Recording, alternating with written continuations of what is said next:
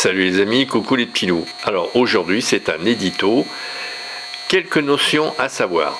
Alors on est un peu en avance sur l'édito, mais je tenais absolument à ce que vous ayez l'information le plus rapidement possible.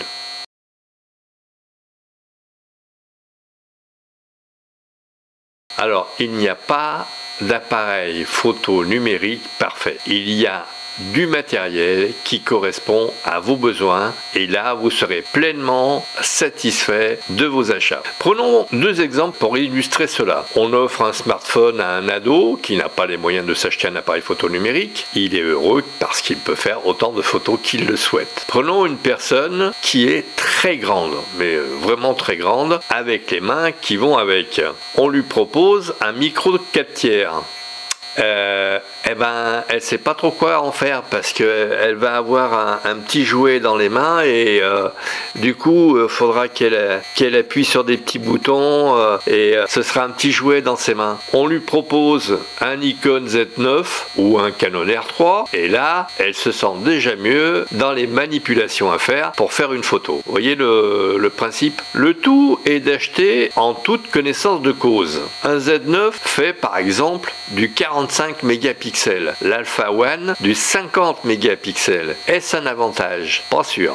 Derrière, vos photos, il va falloir les stocker sur de gros disques durs. Et si en plus le boîtier fait du 120 images par seconde, je ne vous explique même pas. Donc, est-ce que vous avez suffisamment de sous pour avoir l'infrastructure qui va avec le boîtier que vous allez acheter? Et oui, je sais, c'est pas simple, hein. Et puis j'en ai déjà parlé, mais j'insiste lourdement parce que c'est super important d'acheter en toute connaissance de cause. C'est pas la peine d'acheter un 50 mégapixels si un 18 mégapixels vous convient parfaitement et fait des photos de qualité qui vous convient. De même, il y a des spécialités où déjà le 8 millième est superflu. La photo macro. J'ai eu par exemple un soufflet pour avoir un super agrandissement, mais faire des rafales de 120 images par seconde quand on fait d'un macro, c'est pas forcément utile. Loin de là. C'est une catégorie comme l'astrophoto, la photo de nature morte, assiette de fruits, etc., hein, où on a le temps de faire le focus en manuel, la photo d'architecture, ou alors la photo avec une chambre photographique. Là, on n'a pas besoin d'avoir le 8 millième ou le 32 millième ou le 64 millième. C'est largement superflu. Mais avouez que ce n'est pas la photo de tous les jours. Raison pour laquelle, je dis toujours, 95% des photographes, à la louche, en gros, n'ont pas besoin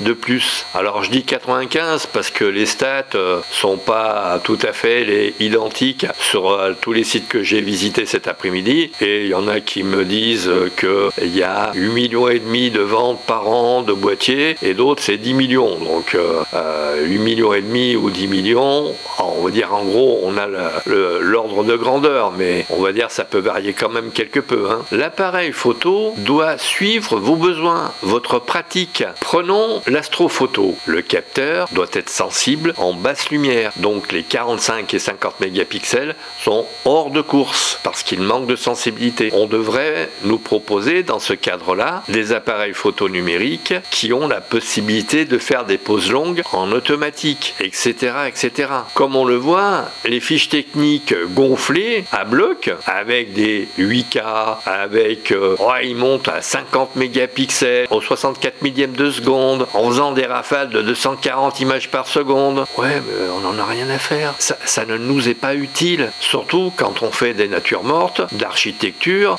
À quoi ça sert? Faire une rafale de 120 images par seconde, et attention, là je vous attends au tournant, d'un naïf, c'est-à-dire un paresseux, quel est l'intérêt? Cela n'a aucun. Ah, c'est sûr que ça va booster, hein, 120 images par seconde, mais 120 images d'un paresseux identique, à quoi ça va vous servir? Ceux qui font des selfies à longueur de journée, vous leur proposez un Z9 qui fait en ordre de marche 1,3 kg nu, sans parler de l'objectif qu'il faut monter dessus. Ah, c'est sûr qu'ils vont être super emballés. Hein. Demandez à une personne qui fait de la macro ou de l'astrophoto de faire des photos au smartphone, même réponse. Le plus dur, c'est de trier l'information qui nous sera utile. Il nous faut être bien renseignés par des gens qui savent de quoi ils parlent. Et surtout, lisez les modes d'emploi des appareils. Ils sont à disposition sur les sites. Enfin, Nikon, lui, il met à disposition les modes d'emploi et sont même libres au téléchargement. Oui, je sais,